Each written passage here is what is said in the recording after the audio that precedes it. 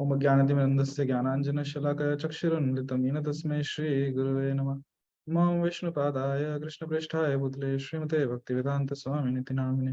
नमस्ते सारस्वती देवी गौरवाणी प्रचारिणे निर्विशेष शून्यवादी पाश्चात्य देशधारिणे। जय श्री कृष्ण चैतन्य प्रभु नित्यानंद श्री अद्वैत गदाधर श्रीवासादि गौर भक्तवृंद। हरे कृष्णा कृष्णा कृष्णा हरे हरे, हरे राम राम राम हरे हरे।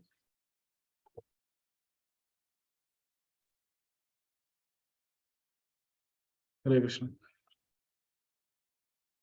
तो शुरू करते हैं। तो श्लोक क्रमांक 1 हमने कल कर लिया था और आज श्लोक क्रमांक 2 है।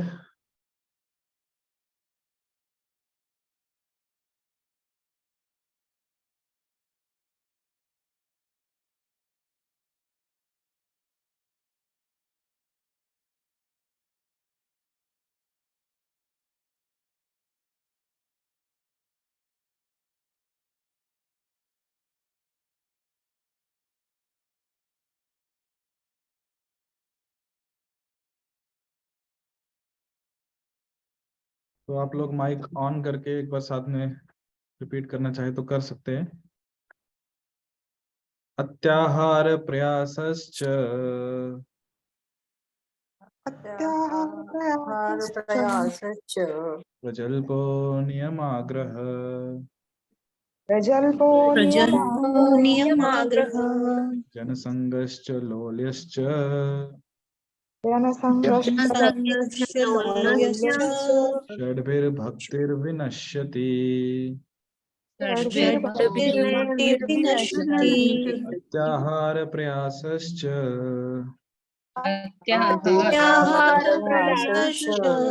अल्पो नियमाग्रह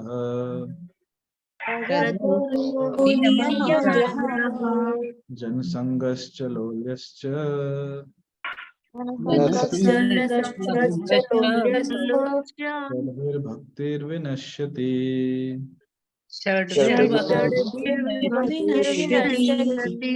अत्याहार प्रयासश्च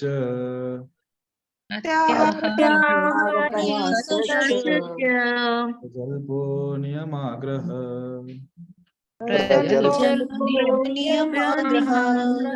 संगश्च लोल्यश्च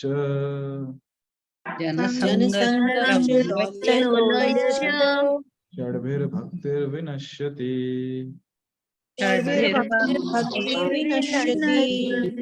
शब्दशः अर्थ अति आहार अधिक भोजन करना या अत्यधिक संग्रह करना, प्रयास अत्यधिक उद्यम, च तथा प्रजल्प व्यर्थ की बातें करना, नियम विधि विधान, आग्रह अत्यधिक आसक्ति या फिर अग्रह अत्यधिक उपेक्षा, जनसंग सांसारिक प्रवृत्ति वाले व्यक्तियों की संगति, च तथा लौल्यम अत्यधिक अभिलाषा या लालच, च तथा षड्भी भक्ति भक्तिमय सेवा, विनश्यति नष्ट हो जाते हैं। अनुवाद जब कोई निम्नलिखित 6 क्रियाओं में अत्यधिक लिप्त हो जाता है तो उसकी भक्ति विनष्ट हो जाती है। पहला, आवश्यकता से अधिक खाना या आवश्यकता से अधिक धन संग्रह करना। दूसरा, उन सांसारिक वस्तुओं के लिए अत्यधिक उद्यम करना जिनको प्राप्त करना अत्यधिक कठिन है। तीसरा, सांसारिक विषयों के बारे में अनावश्यक बातें करना।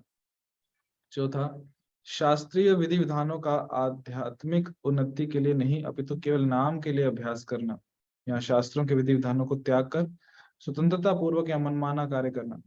ऐसे सांसारिक प्रवृत्ति वाले व्यक्तियों की संगति करना जो कृष्ण भावनामृत में रुचि नहीं रखते। तथा छठा, सांसारिक उपलब्धियों के लिए लालायित रहना। तात्पर्य श्रील प्रभुपाद जी द्वारा। ठीक है, तात्पर्य पढ़ने से पहले हम देखते हैं कि ये श्लोक क्या है। तो जो पहला श्लोक था उसमें हमने देखे थे कि गुरु बनने के क्या लक्षण होने चाहिए। तो बेसिकली उसमें हमने ये देखा था कि भक्त बनने से पहले हमें गोस्वामी बनना होगा। अपनी जो 6 इंद्रियां हैं, विशेषकर जो 6 वेग हैं, उन 6 वेगों पे नियंत्रण लाना होगा। और जब हम 6 वेगों को नियंत्रित कर सकते हैं तो उसके बाद फिर बात आती है कि हम भक्ति में करने की शुरुआत कर सकते हैं। तो अभी आज श्री रूप गोस्वामी दूसरे श्लोक में ये बता रहे हैं कि कौन से 6 कारण हैं जिनसे हमारी भक्ति का विनाश होता है, जिनसे हमारी भक्ति नष्ट हो जाती है। तो एक एक करके कारण समझाए गए हैं। तो जो पहला कारण यहाँ बोल रहे हैं वो क्या है? अत्या आहार, अति आहार जिसे कहा गया है। आहार यानी कि जो सरल साधारण भाषा में जो समझ में आता है कि भोजन करना, आवश्यकता से ज्यादा भोजन करना या अत्यधिक संग्रह करना। संग्रह मतलब इकट्ठा करना, जोड़ना। आवश्यकता से अधिक भोजन करना या आवश्यकता से अधिक संग्रह करना, चीजें जोड़ना, उसे अत्याहार कहा गया है। तो अत्याहार भक्ति का नाश करता है। दूसरा कहा है प्रयास, अत्यधिक उद्यम करना। पहला क्या है? आवश्यकता से अधिक खाना या आवश्यकता से अधिक धन संग्रह करना। दूसरा, उन सांसारिक वस्तुओं के लिए अत्यधिक उद्यम करना जिनको प्राप्त करना अत्यंत कठिन है। इसे इंग्लिश में कहते हैं ओवर एंडेवरेंस। तीसरा, सांसारिक विषयों के बारे में अनावश्यक बातें करना, जिसे हम प्रजल्प कहते हैं, कि जो विषय वस्तु हमारे लाभ के लिए नहीं है फिर भी उसमें हम समय गंवा रहे हैं कि उसके बारे में चर्चा करके। चौथा, शास्त्रीय विधि विधानों का आध्यात्मिक उन्नति के लिए नहीं अभी तो केवल नाम के लिए अभ्यास करना, जिसे कहा गया है नियम आग्रह। तो नियम आग्रह ये 2 शब्द से बना है, संधि कहा गया। संधि मतलब जहां पे कुछ चीजें जुड़ती हैं, जैसे नियम और आग्रह। तो नियम आग्रह जुड़ के बना है नियम आग्रह। तो हिंदी में और संस्कृत में विशेषकर जब 2 शब्द, पहला शब्द के आखिर में यदि अ है और दूसरे शब्द के शुरुआत में अ है, तो दोनों जुड़ के बन जाता है आ। तो ये बन गया नियम आग्रह। और यदि पहले शब्द के लास्ट में अ है और दूसरे शब्द के शुरुआत में आ है, तो अ और आ मिलके भी क्या बनता है? आ। तो नियम आग्रह मतलब ये जुड़ के आ बना है। तो दोनों चीजें हो सकती है, या तो नियम आग्रह भी हो सकता है और नियम आग्रह भी हो सकता है। दोनों के जोड़ने पे नियम आग्रह ही बनेगा। तो उसके दोनों अर्थ बनते हैं। यहाँ तो नियम मतलब विधि विधान, हम सबको पता है। आग्रह और अग्रह ये 2 शब्द हो गए। तो नियम आग्रह भी बन सकता है, नियम अग्रह भी बन सकता है। यदि हम इसको नियम आग्रह पढ़ेंगे तो मतलब अत्यधिक आसक्ति, किसके प्रति? नियमों के प्रति। कि कहा गया है नियम करने, मतलब नियम करने ही, कट्टरता से उसका पालन करना। तो ये चीज भी भक्ति का विनाश कर देती है। और दूसरा क्या है? नियम अग्रह। आग्रह मतलब नियमों के प्रति आसक्ति, एकदम कट्टरता से उसका पालन करना। और अग्रह मतलब अत्यधिक उपेक्षा कर देना, नियमों का पालन ही नहीं करना। जैसे यहाँ लिखा है कि शास्त्रीय विधि विधानों का आध्यात्मिक उन्नति के लिए नहीं अभी तो केवल नाम के लिए अभ्यास करना, ये हो गया नियम आग्रह। कि वो नियम का उद्देश्य क्या है वो ना समझते हुए केवल नियम का ही पालन करना, तो हो गया नियम आग्रह। दूसरा है नियम अग्रह। नियम आग्रह मतलब शास्त्रों के विधि विधानों को त्याग कर स्वतंत्रता पूर्वक या मनमाना कार्य करना, ये हो गया नियम आग्रह। इनकी उपेक्षा कर देना शास्त्रों के नियमों की। पांचवा, इस सांसारिक प्रवृत्ति वाले व्यक्तियों की संगति करना जो कृष्ण भावनामृत में रुचि नहीं रखते। सिंपल भाषा में कहा जाए अभक्तों का संग, जन संघ कहा गया है। जो अभक्त है उनका संग करने से भी क्या होता है? भक्ति का नाश होता है। छठा कारण, सांसारिक उपलब्धियों के लिए लालायित रहना, जिसे लोल्य कहा गया है। सांसारिक उपलब्धियों के प्रति ये चाहिए वो चाहिए, इस पोजीशन को प्राप्त करूंगा। तो ये सब 6 कारण है जिनसे क्या होता है? भक्ति का नाश हो जाता है। तात्पर्य पढ़ते हैं प्रभुपाद जी क्या कह रहे हैं। मनुष्य जीवन मनुष्य जीवन सादा जीवन तथा उच्च विचार के लिए है। क्योंकि सारे बद्ध जीव भगवान की तीसरी शक्ति के वश में है, अतः यह भौतिक संसार इस तरह बनाया गया है कि जीव को कार्य करने के लिए बाध्य होना पड़े।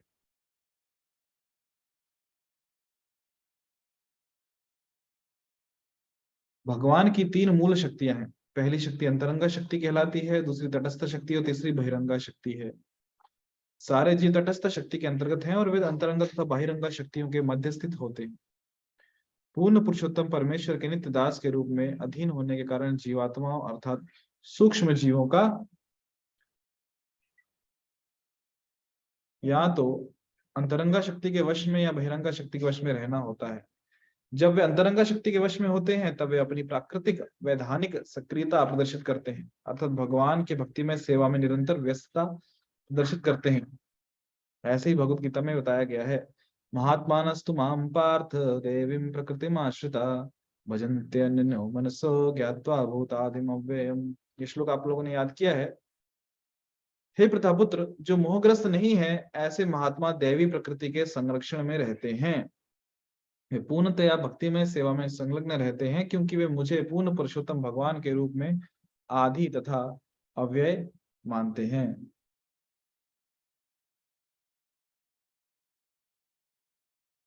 मैं आपको एक दिखाता हूँ जिससे आपको समझने में और आसानी हो जाएगी।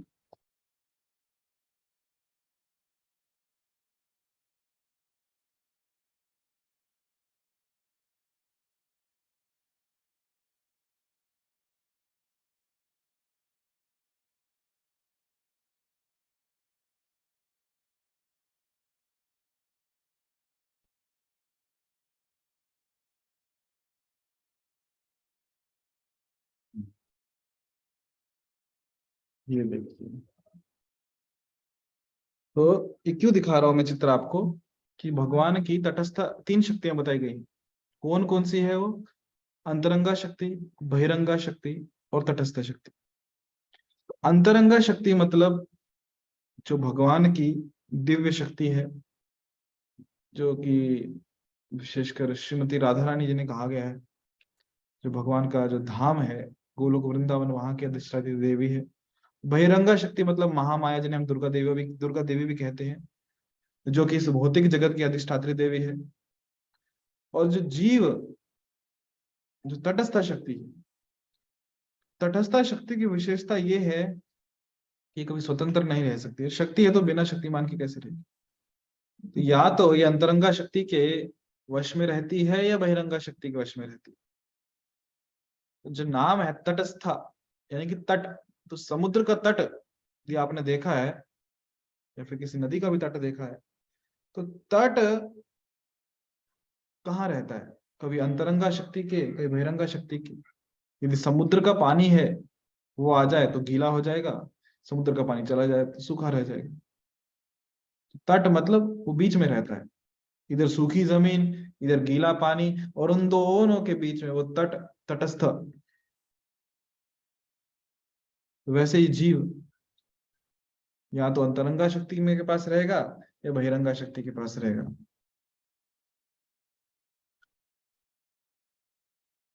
तो हम जो जीव इस भौतिक जगत में हैं, तो हम किसके आश्रय में हैं? हम बहिरंगा शक्ति के आश्रय में हैं, जो हमें, मतलब हम कह सकते हैं कि उनके वशीभूत हैं।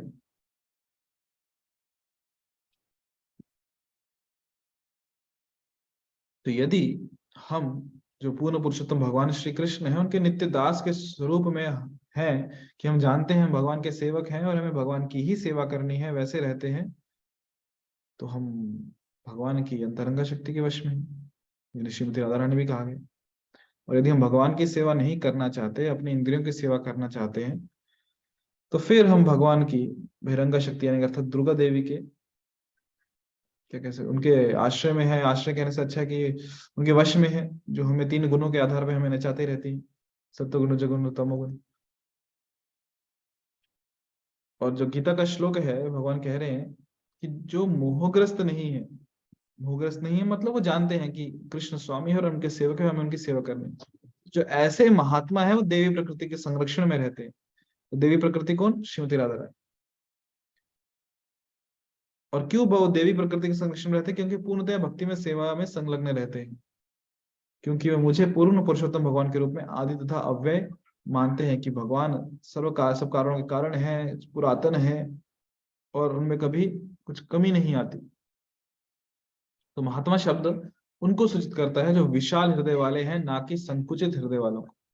सदैव अपनी इंद्रियों की तृप्ति में लगे रहने वाले संकुचित हृदय वाले व्यक्ति कभी कभी अपने कार्यों का विस्तार इसलिए कर लेते हैं कि वे राष्ट्रवाद, मानवतावाद या परोपकारवादी जैसे किसी वाद के माध्यम से अन्यों की भलाई कर सकें। वे अन्यों की इंद्रिय तृप्ति के लिए अपनी खुद की इंद्रिय तृप्ति का परित्याग कर सकते हैं, जैसे कि अपने परिवार, जाति या समाज के सदस्यों के लिए, और वह भी राष्ट्रीय या तो अंतरराष्ट्रीय स्तर पर। वास्तव में सब विस्तीर्ण इंद्रिय तृप्ति ही है जो व्यक्तिगत से जातिगत और जातिगत से सामाजिक समाजगत हो सकती है। तो यहाँ पे श्री प्रभुपाद जी ने एक उदाहरण दिया है संकुचित हृदय का और विशाल हृदय का। तो जो महात्मा शब्द कहा गया है, तो महात्मा शब्द किसे सूचित कर रहा है कि जो विशाल हृदय वाले हैं। और जो संकुचित हृदय वाले हैं वो हमेशा अपनी इंद्रिय तृप्ति की संतुष्टि के लिए लगे रहते हैं। हाँ, कभी कभी ऐसा देखने को मिलता है कि ये जो संकुचित हृदय वाला व्यक्ति है, उसने अपनी जो उसकी क्या कहते हैं उसे मैं की परिभाषा है, मैं और मेरा, उसको विस्तीर्ण करते हैं। यानी जो प्रभुपाद जी कह रहे हैं कि अपनी इंद्रिय तृप्ति को विस्तीर्ण कर लेते हैं। और इंद्रिय तृप्ति को विस्तीर्ण करना मतलब उसका विस्तार करता है। कैसे करता है और क्यों कर पाता है? क्योंकि उसने अपना जो अहम है उसका विस्तार किया है, जो मम है उसका विस्तार किया है। जैसे उदाहरण के लिए, मैं बहुत ही स्वार्थी व्यक्ति हूँ, तो मैं हमेशा मेरे स्वार्थ के बारे में सोचता हूँ। तो मैं सोचूंगा कि मुझे भोजन मिला कि नहीं समय पे, मुझे समय पे पानी मिला कि नहीं, मुझे समय पे सोने को मिला कि नहीं, मुझे समय पे इंद्रिय तृप्ति की जो भी सुविधा है वो मिल रही है कि नहीं मिल रही है, कितनी ज्यादा मिल रही है, कितना मैं भोग कर सकता हूँ। पर जैसे जैसे वो अपना मैं और अहम का विस्तार करता है, कि वो देखता है, अरे मैं सिर्फ मेरे बारे में कैसे सोच रहा हूँ, ये पत्नी तो मेरी है, ये बच्चे तो मेरे हैं, ये माँ बाप मेरे हैं, ये पोते मेरे हैं, तो ये परिवार मेरा है। तो अभी मैं केवल मेरी इंद्रिय तृप्ति के बारे में नहीं सोचूंगा, मैं मेरे बीवी, मेरे बच्चे, मेरे माता पिता, मेरे कौन बचा, मेरे पोते पोती, दादा दादी, इन सबकी इंद्रिय तृप्ति के बारे में सोचूं। क्यों? मैंने मेरे मैं का विस्तार किया है, इसलिए। हाँ, परिवार वाले सोचेंगे कि कितना निस्वार्थी व्यक्ति है, अपने बारे में नहीं सोचता। पहले अपने बारे में सोचता, स्वार्थी था, अभी निस्वार्थी हमारे बारे में सोचता है। कितना अच्छा व्यक्ति है। पर जो पड़ोस वाले हैं वो तो यही सोचेंगे कितना स्वार्थी है, केवल अपने परिवार के बारे में सोचते हैं। तो फिर मैं का और विस्तार होता है कि ये हमारे मोहल्ले वाले हैं, हमारी गली वाले हैं, तो हम इनके बारे में सोचेंगे। ये हमारे नगर वाले हैं, नगर में फैसिलिटीज होनी चाहिए, लाइट होनी चाहिए, रोड अच्छी होनी चाहिए। तो ये हो गया मैं का विस्तार। फिर नगर से जाति तक आ जाता है कि हमारी जाति में, हमारी जाति को कोई कुछ नहीं बोलना चाहिए, हमारी जाति को रिजर्वेशन चाहिए, या जो भी है, हमारे समाज का हमें भला करना है। फिर मैं का विस्तार हो गया, उनकी इंद्रिय तृप्ति के बारे में सोचेंगे। और धीरे धीरे धीरे ये फिर राष्ट्रवाद की तरफ बढ़ता है कि हमारा राष्ट्र, हमारे राष्ट्र में क्या क्या फैसिलिटीज चाहिए, राष्ट्र में लोगों को परेशानी नहीं होनी चाहिए, हमारे राष्ट्र में लोगों को सुविधाएं देनी है, हमारे राष्ट्र में लिटरेसी रेट बढ़ना चाहिए, हमारे राष्ट्र में ये क्या बोलते हैं इसको, रोजगार बढ़ना चाहिए, बेरोजगार कोई नहीं रहना चाहिए, हमारे राष्ट्र का हमें परोपकार करना है। धीरे धीरे फिर मानवतावाद की तरफ बढ़ता है कि हमें, ठीक है, वसुदैव कुटुंबकम, तो फिर हमें जितने मानव समाज है उनको भी देखना है, उनपे परोपकार करना है। तो पशु ने क्या पाप किया, उनके बारे में क्यों नहीं सोचना? तो कुल मिला के जो मैं है, मैं मेरे मैं का कितना विस्तार कर रहा हूँ, और सोच क्या रहा हूँ, मेरे मैं की इंद्रिय तृप्ति के बारे में। जितना मैं संकुचित हूँ, संकुचित हृदय वाला हूँ, मतलब मैं इंद्रिय तृप्ति के बारे में ही सोचूंगा। फिर मेरे मैं का विस्तार कितना है उस पर निर्भर करता है कि केवल व्यक्तिगत मैं के बारे में सोच रहा हूँ, या परिवार मैं के बारे में सोच रहा हूँ, मेरा नगर मैं के बारे में सोच रहा हूँ, मेरे समाज मैं के बारे में सोच रहा हूँ, मेरे राष्ट्र मैं के बारे में सोच रहा हूँ, मानवता मैं के बारे में सोच रहा हूँ। पर सोच रहा हूँ तो इंद्रिय तृप्ति के बारे में ना, हो गया ना संकुचित हृदय, विशाल हृदय कहाँ हो। ये सब भौतिक दृष्टि से भले ही बहुत अच्छे लगे, लेकिन ऐसे कार्य में कोई आध्यात्मिक महत्व नहीं होता। कि मेरे राज्य में कोई भूखा नहीं सोएगा, क्यों? क्योंकि मेरा राज्य है, मैंने मेरे मैं का विस्तार किया है। इस राज्य का मैं क्या बोलते हैं सेवक हूँ, या फिर इस राज्य का मैं रिस्पॉन्सिबल पर्सन हूँ, या मैं मान लीजिए मुख्यमंत्री हूँ, या राजा हूँ इस राज्य का। तो मेरे राज्य में कोई भूखा नहीं सोएगा। पर है क्या, देखा जाए तो भौतिक दृष्टि से हम देख रहे हैं ना दिव्य के बारे में, आध्यात्मिक महत्व तो उसका कोई है नहीं। आज ठीक है, आज मैंने भूखे को भोजन खिला भी दिया, इसका मतलब ये तो नहीं कि कल उसे भूख नहीं लगेगी, कल भी उसे भूख लगेगी। तो ऐसे जो कार्य हैं, ऐसे कार्य का आधार इंद्रिय तृप्ति है, चाहे वो व्यक्तिगत हो या विस्तीर्ण हो। जब मनुष्य परम भगवान की इंद्रियों का संतुष्ट करता है, केवल तभी उसे महात्मा अर्थात विशाल हृदय वाला व्यक्ति कहा जा सकता है। तो इंद्रियां किसकी संतुष्ट करनी है? परम भगवान की। तो फिर बहुत बार लोग प्रश्न पूछते हैं कि यदि भगवान की सेवा करनी है तो क्या मानव की सेवा नहीं करनी? तो क्या श्रेष्ठ है, मानव सेवा श्रेष्ठ है कि माधव सेवा श्रेष्ठ है? तो हम यदि भगवान को, इंद्रियों को ही प्रसन्न करना चाहते हैं, भगवान को ही भोग लगाएं, तो जो रास्ते में जो भिखारी जो भूख से तड़प रहा है, क्या उसको भोजन नहीं कराएंगे क्या? उसको छोड़ दे भूखे मरते हुए और केवल मानव को भूखे मरते हुए छोड़ दे और माधव को भोग लगा रहे हैं? तो क्या ये उचित है?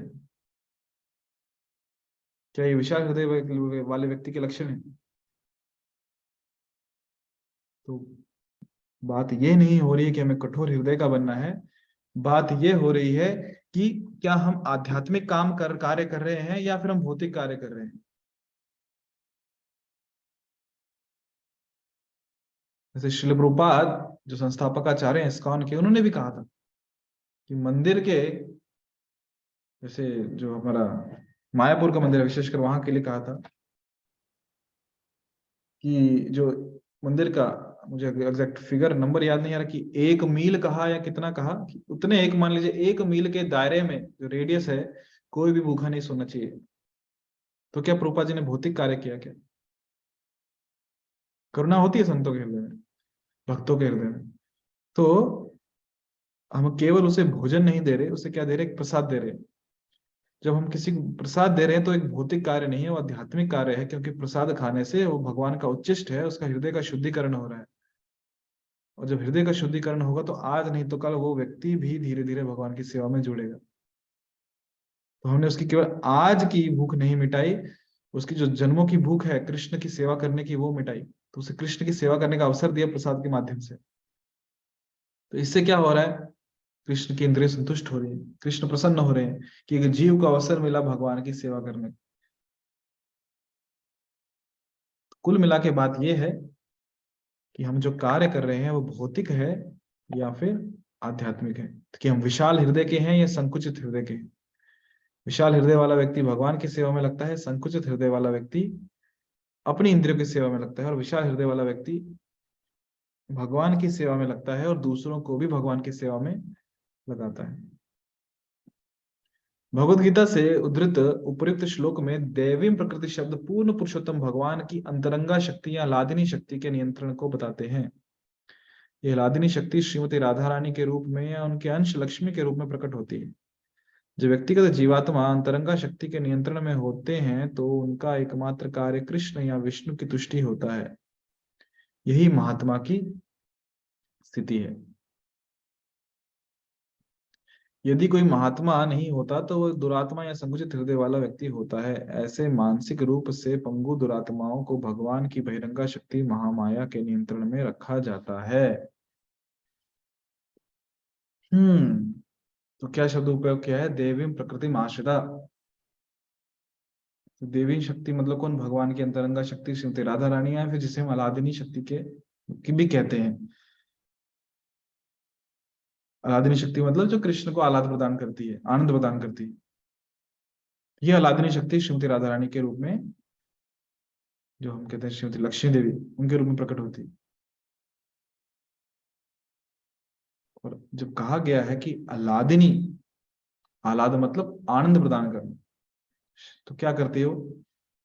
कृष्ण है, भगवान विष्णु है, उनको आनंद प्रदान करती है, संतुष्ट करती है। और इस जो महात्मा है उसकी भी यही स्थिति। वो भी कार्य किसके लिए करता है? भगवान को संतुष्ट करने के लिए, भगवान को प्रसन्न करने के लिए। और यदि कोई भगवान को प्रसन्नता के लिए कार्य नहीं कर रहा, भगवान की संतुष्टता के लिए कार्य नहीं कर रहा, तो उसे फिर महात्मा नहीं कहा जाएगा, उसे दुरात्मा कहते हैं या फिर संकुचित हृदय वाला व्यक्ति। और फिर यदि कोई महात्मा नहीं है, दुरात्मा है, संकुचित हृदय वाला व्यक्ति है, तो फिर उसे भगवान की जो अंतरंगा शक्ति है श्रीमती राधा रानी, उनके संरक्षण में नहीं रखा जाता। उन्हें माँ दुर्गा के नियंत्रण में रखा जाता है।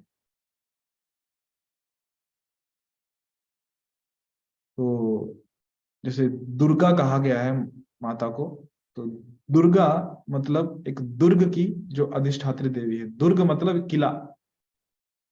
तो ये भौतिक जगत, इसे प्रिजन हाउस भी कहा गया है, कि एक जेल है जहां पे जो, जिन्होंने भगवान के प्रति क्या कहते हैं उसे, विद्रोह किया है, द्रोह, उन्हें यहाँ भेजा गया इस जेल में। द्रोह समझते हैं? द्रोह मतलब क्या कहेंगे उसे, किसी के खिलाफ चले जाना, गद्दारी खिलाफ कर। चले जाना, यस माता जी, खिलाफ चले जाना। हाँ खिलाफ, धन्यवाद। तो खिलाफ चले जाना, गद्दारी करना, मक्कारी करना, वो किया हम लोग। तो हमको तो कह सकते हैं कि हम सब कृष्ण द्रोही हैं। सुनने में अच्छा नहीं लगेगा, पर है, कृष्ण द्रोही हैं, गद्दारी करके मक्कारी करके आए हैं। तो इसलिए तो यहाँ जेल में है, नहीं तो क्यों आते, शरीफ होते तो कृष्ण द्रोही हैं हम सब, तो इसलिए भौतिक जगत में आए हैं। तो दुर्गा देवी यहाँ की अधिष्ठात्री देवी है, जेलर है, जो अपने त्रिशूल से हम सबको तकलीफ देती है, दंडित करती है। त्रिशूल के 3 टोक होते हैं, इनसे हमें परेशान करती है। कौन से हैं वो 3 क्लेश हैं? आदि आत्मिक क्लेश, आदि भौतिक क्लेश, आदि दैविक क्लेश। तो इन सबसे हमें परेशान करती है। तो निसंदेह इस भौतिक जगत के सारे जीव महामाया के वश में हैं, जिसका कार्य उन्हें त्रिविध तापों के अधीन रखना है। ये ताप है आदि दैविक क्लेश, देवताओं के द्वारा उत्पन्न किया गया क्लेश, या सूखा, भूचाल या तूफान। आदि भौतिक क्लेश अन्य जीवों द्वारा उत्पन्न क्लेश, या कीड़ों या शत्रुओं द्वारा उत्पन्न क्लेश। तथा आध्यात्मिक क्लेश अपने शरीर तथा मन द्वारा उत्पन्न क्लेश, या मानसिक तथा शारीरिक अस्थिरता, ये सब क्लेश हैं। देवभूत देवभूतात्म हेतु व बहिरंगा शक्ति के नियंत्रण द्वारा इन तीनों क्लेशों से पीड़ित बद्ध जीव अनेक कठिनाइयां उठाते हैं। तो बद्ध जीवों के समक्ष मुख्य समस्या है बारंबार जन्म, बुढ़ापा, रोग तथा मृत्यु का होना।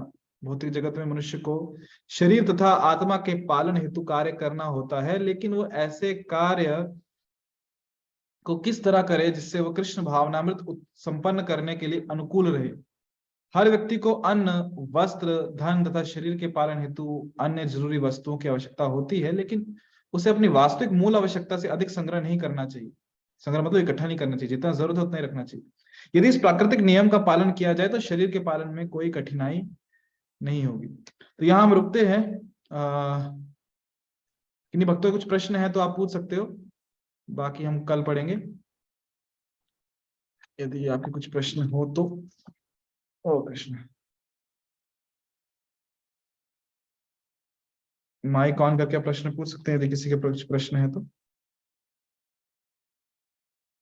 नहीं तो फिर हम आगे पढ़ेंगे। कोई भक्त प्रश्न? हरे कृष्ण प्रभु हरे जी। कृष्ण, दंडतम माता जी। दंडवत प्रणाम। वैसे आध्यात्मिक, तो हम आध्यात्मिक बनना चाहिए हमें, जी तो वो क्लेश कैसे हो सकते? हाँ कृष्णा जी। तो थोड़ा इसका जहां तक मुझे समझ में आ रहा है, इसको ऐसे देखते हैं, रुको मैं फिर से, ठीक है। आध्यात्मिक क्लेश, तो 3 क्लेश हैं, आदि भौतिक क्लेश, आदि दैविक क्लेश और आध्यात्मिक क्लेश। तो जो आध्यात्मिक है ये वो क्लेश नहीं है, जैसे अगर आप समझे तो आदि भौतिक है, आदि दैविक है और आदि आत्मिक है। ई और आ बन गया य, आध्यात्मिक क्लेश। तो आध्यात्मिक क्लेश मतलब वो क्लेश जो हमें मन और शरीर के द्वारा होते हैं।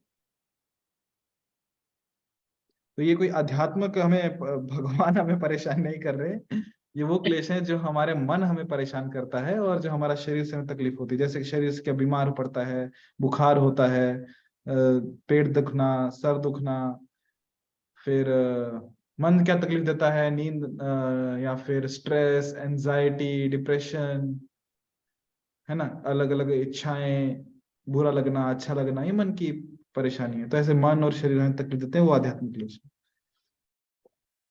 अच्छा, आत्मा थैंक जो यू। जी हरे कृष्ण माता जी। आत्मा जो शब्द है ना, आत्मा शब्द के बहुत सारे अर्थ है संस्कृत में।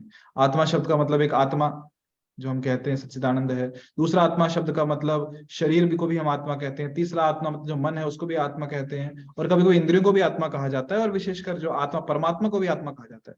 तो ये आत्मा शब्द के बहुत सारे अर्थ हैं। तो यहाँ पे जो आत्मा शब्द का अर्थ है वो है मन और शरीर, जो हमें परेशानी करता है, तकलीफ करता है, इसलिए आध्यात्मिक क्लेश कहा गया है इसे। अच्छा, हरे कृष्णा प्रभु थैंक यू। जी, दंडवत प्रणाम। हरे कृष्ण, दंडवत प्रणाम। प्रभु जी, हमने अभी बात की थी कि मतलब जो भी हम कार्य करते हैं भौतिक, जो भी मतलब सोशल वर्कर है जो अन्य लोगों की मदद करते हैं, उसे इंद्रिय तृप्ति कहा गया है। जी। तो फिर हम अगर इस इंटेंशन से करें कि मतलब हम जिनकी भी मदद कर रहे हैं वो एक भगवान का अंश है और एक वो एक प्रकार का वैष्णव है, तो क्या वो भी इंद्रिय तृप्ति कहलाता है क्या? उन्हें हम भौतिक कार्य में कोई सहायता करे इस भाव से, तो देखो बात ऐसी है, इंद्रिय तृप्ति क्या है वो समझिए, भौतिक वस्तु क्या, भौतिक सहायता क्या है, आध्यात्मिक सहायता क्या है। जहां पे कृष्ण सेंटर है, केंद्र के कृष्ण है, तो वो कार्य कभी भौतिक नहीं रहता, वो कार्य आध्यात्मिक ही रहता है। और जहां पे कृष्ण का विस्मरण हो गया, हम कृष्ण को भूल गए हैं, वो हो गया भौतिक कार्य।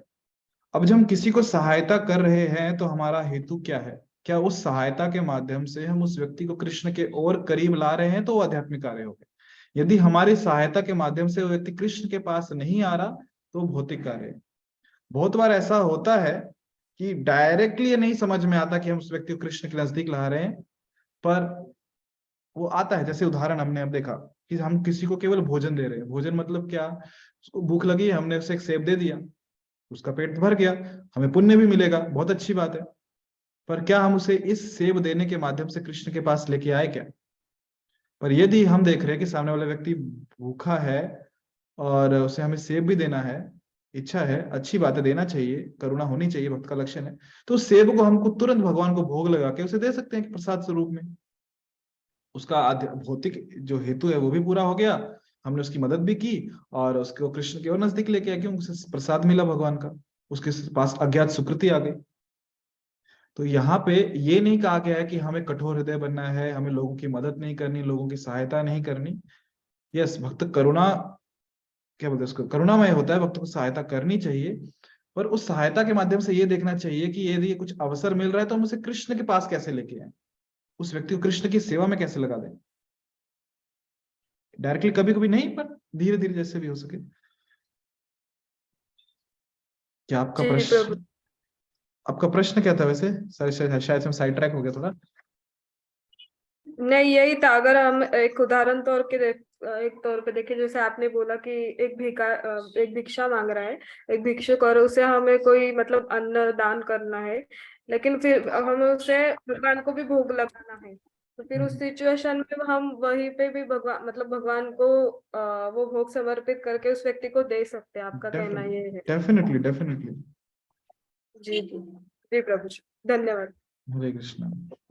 हरे कृष्ण। तो और कोई प्रश्न की नहीं भक्तों का?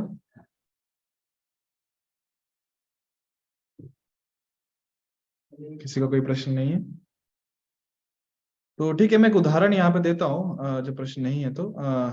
जैसे बहुत बार क्या होता है, हम ट्रेन में ट्रैवल करते हैं, हम बस में ट्रैवल करते हैं, तो ट्रैवलिंग करते समय कुछ बच्चे, कुछ बड़े, कोई भी है, भिक्षा मांगने आते हैं कि उन्हें, कुछ जरूरतमंद लोग हैं, कुछ मांगते हैं।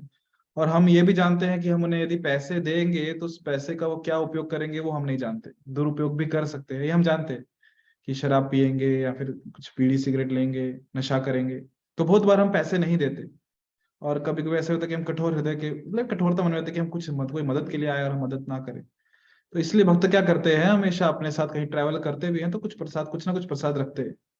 छोटे छोटे लड्डू रख लिए, जो भी प्रसाद रूप में घर से भोग लेके निकलते हैं, कुछ एक स्पेशली डब्बा रखते हैं, और कोई भी आया भिक्षा के लिए कुछ मांगने की, तो प्रसाद दे देते हैं।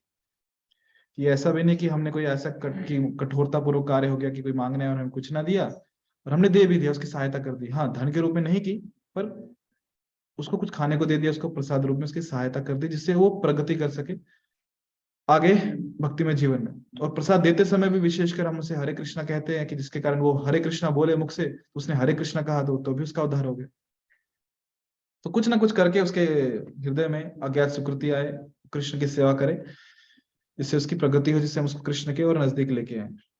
तो कृष्ण भक्त बहुत चतुर होता है, वो जानता है कि हमने लोग किस प्रकार आध्यात्मिकता में जोड़ा जाए, वैसे वो सहायता करता है। और बहुत बार ऐसा भी होता है कि मान लीजिए, ठीक है, सब उदाहरण भोजन के ही दे रहा हूं मैं, कि मान लो जैसे ठीक है प्रसाद छोड़ दीजिए, किसी व्यक्ति ने हमसे मदद मांगी और हमें उसकी मदद करते हैं, जरूरी नहीं है कि उसके खाने के माध्यम से, किसने मान लीजिए रास्ता पूछ लिया, किसी को कुछ हेल्प चाहिए थी उसे कुछ दे दिया हमने, कि भाई भौतिक चीजें हम क्यों मदद करें, नहीं, जरूरी नहीं है कि वहां पे हर बार जहाँ पे कोई डायरेक्टली दिखना चाहिए कि कृष्ण से ही जुड़े, अनायास मदद कर देनी चाहिए, मदद करने से मना नहीं हो रहा। बात यह है कि ये नहीं समझना चाहिए कि हमने उसकी मदद की तो बहुत बड़ा काम कर दिया। बहुत बड़ा कार्य तब होगा जब उसे कृष्ण से हम जोड़ रहे हैं। आपको डिफरेंस समझ में आ रहा है मैं क्या बोल रहा हूँ? इसी वापस से नियम आग्रह और आग्रह पे आएगा, जब हम वो समझेंगे तब उस पे आएगा कि कठोर हृदय नहीं है। इसको ये भी नहीं समझना चाहिए कि हमें किसी मानव की मदद करनी ही नहीं है, हमें केवल माधव की मदद करनी, मतलब माधव सेवा करनी, मानव की सेवा नहीं करनी। पर ये भी होना चाहिए कि जब मानव की सेवा कर रहे हैं तो वहां अपॉर्चुनिटी देखनी चाहिए कि उस प्रकार उसको माधव से कनेक्ट कर सके। और हम नहीं कर पा रहे तो भी इसका मतलब ये नहीं कि मदद नहीं करनी, मदद करनी है।